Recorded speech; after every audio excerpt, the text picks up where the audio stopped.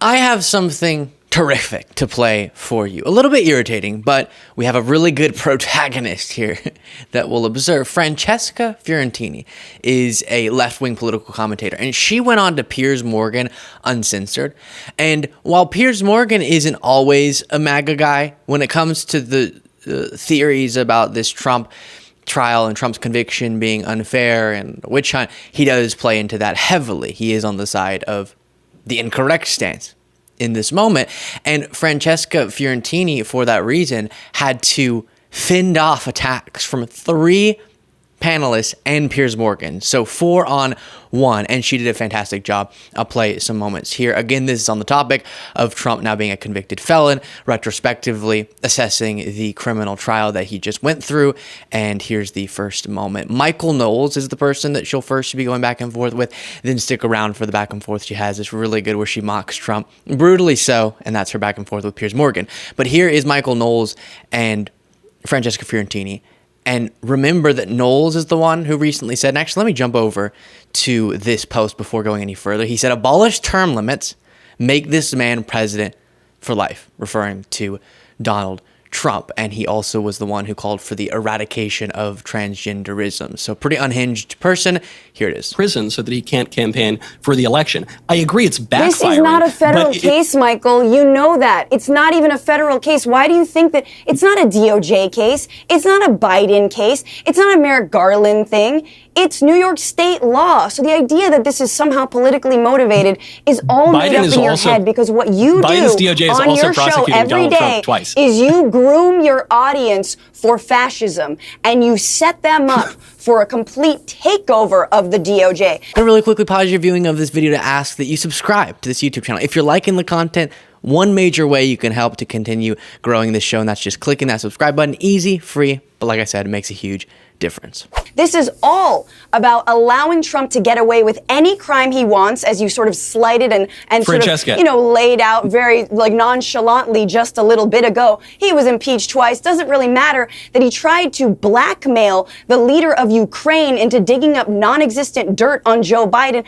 but that doesn't matter to you Joe or Biden your threatened to followers. withhold arms. You want to make sure. You want to make sure that when you're Trump is accusing me reelected, of fascism. he can get away.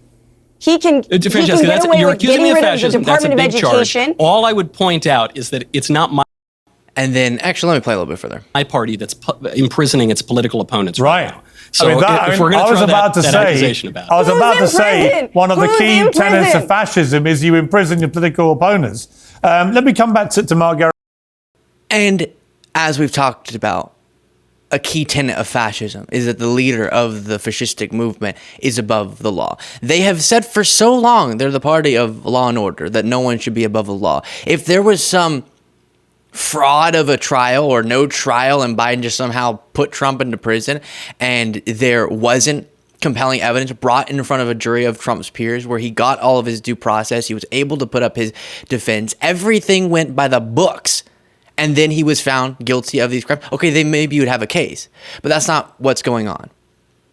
If we really do live in a country where no one's above the law, where everyone should be subjected to the law, then that's exactly what we're observing here. It's actually proof of us not being the type of lawless, fascistic country that they're portraying us now to be. Don Jr. saying that we're an S-hole country just recently in the wake of this. And before playing another clip from this really important points being made by Francesca Fiorentini, the first is something we've talked about a lot, so I'll keep it brief, which is that they keep trying to connect this to Biden, and that's just factually incorrect.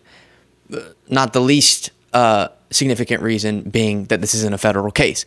Even the federal cases, we've talked about how Biden has kept himself completely removed, and that's a whole separate conversation debunking those theories. But this is an even harder case to make these sorts of conspiracy theories make sense because of it not being a federal case. But the other part of what Francesca Fiorentini said to Michael Knowles was, you're grooming your audience of fascism, of being ready for and supportive of fascism. And it's a really frightening element of this current moment where we're seeing now Republicans, in the name of their baseless allegations against Biden of somehow him facilitating all of this and creating some witch hunt against Trump, they're in the name of those theories, creating a justification they're going to reference in the future as to why they're actually abusing power and why it's okay for Trump to act in authoritarian ways.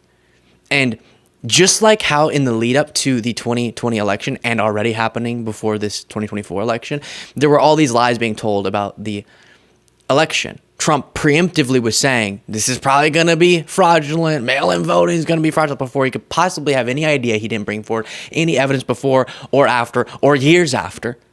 But he was saying these things because he knew that if he lost, he wanted to claim it was stolen. And then those lies became the justification for these actions that were very anti-democratic, very authoritarian. Luckily, they failed. They may not next time, which, of course, was Trump's attempt to block the peaceful transfer of power, something he's now being prosecuted for by facilitating all these different schemes, one of them being the fake elector scheme, trying to get fraudulent electors counted as the lawful ones. Crazy, crazy stuff. Could have destroyed our democracy.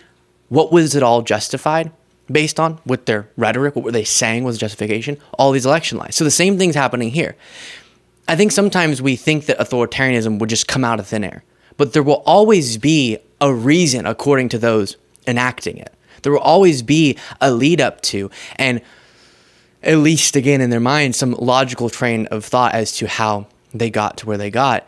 And right now it's saying that Biden's doing this to Trump without evidence, when there is evidence of Trump's crimes, but no evidence of these conspiracy theories. And that will become what they say motivates and makes all right them actually going after their political opponents. Trump has said he would target his political opponents in second term. And just a broader abandonment of our democratic values because, see, they have failed us. And that's a lot of what the MAGA agenda is about. Our democratic institutions we've relied on, dedicating ourselves to our constitutional democratic republic, it's failing our ideology. So now it's time to go another way. That's what we're seeing. And it's a great point by Francesca. Here's the next moment. Out of interest, why is Bill Clinton able to have sex with an intern in the Oval Office when he's president and lie to the American people about it on national television? And why is he able to pay off Paula Jones $850,000, 4 times as much, 5 times as much as the Trump payment to Stormy Daniels, to get rid of a sexual harassment claim, again, while he's president? And he has no criminal court recourse for that. Why is that deemed to be better than what happened with Trump and Stormy? I don't think anyone is making that case, Piers. I'm I'm asking you. What's the difference? What's the difference? Or any predator. The difference is that he didn't cook the books financially using his own, using back channels in order to pay. So paying somebody off who says you sexually harassed her, paying nearly $1 million while you're the president of the United States, and then having sex with an intern in the Oval Office and lying about it, that's fine because he's a Democrat. Piers, only the Francesca? leftists in your mind are making that argument. Sorry? I said only the Democrats and the leftist mob in your mind are making that argument that you're opposing to it. I will say this about Stormy Daniels. I think it's incredible that she accepted $130,000 from Michael Cohen, because honestly, if I had the misfortune of sleeping with Donald Trump, no matter what the circumstances, let's say I had mad cow and then I did DMT on an empty stomach. If I had the misfortune of sleeping with Donald Trump, there is no amount of money you could pay me to keep quiet about it, because I would never tell a single soul. I would fake my own death and move to the Galapagos and pretend to be a bird. I mean, I would say it's very unlikely you would ever get the offer, but you do look quite like Karen McDougal, funny enough. Oh, so I'm not cute enough to. No, I just said you are. I said you're very much in his. I love that line. Actually, it's a compliment. Yes. Yeah, it was a compliment. All right, I guess we'll leave that there. Hilarious from Francesca, but also good pushback. You know, I've seen interviews with Piers Morgan. We've covered them, where he'll nicely rip to shreds the Carrie Lake election lies or the Trump election lies, and I think sometimes that can make me believe, wrongly, that. Well, on a lot of issues, he must be able to think rationally. But I don't know why this issue, and many others, to be clear, but this one, as we're watching it play out, his argument's so ridiculous. You're bringing up Bill Clinton and not understanding that our argument's not Trump's the only politician who's done low character things. That's not why, he's not being prosecuted for having an affair, right?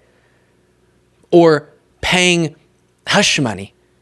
Neither of those things are the crime itself. They are involved in the broader reason it led to criminal behavior. But I think some of the people making the most aggressive arguments in favor of Trump have no earthly idea what it is that Trump was actually convicted on.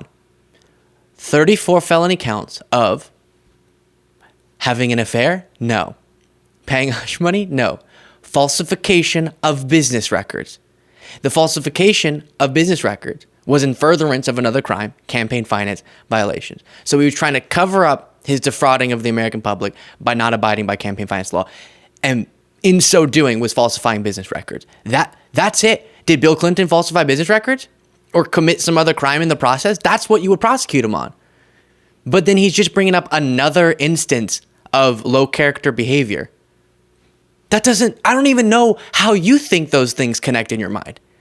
It's stunning. It's embarrassing. Piers, get yourself together.